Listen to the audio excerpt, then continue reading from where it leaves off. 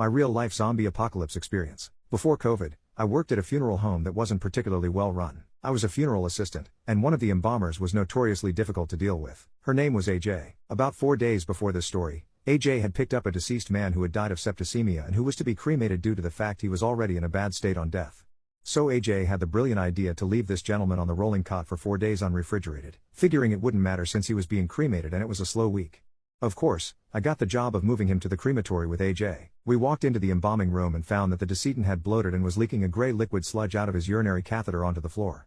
If pestilence had a smell, it would have been this liquid. It smelled like a warning to the base lizard part of my brain. To describe this liquid as smelling bad is an understatement. The liquid was something you could feel and sense in the air. AJ and I donned our gear, and luckily, since she placed him on a cot already, we didn't have to do much in the ways of moving the body.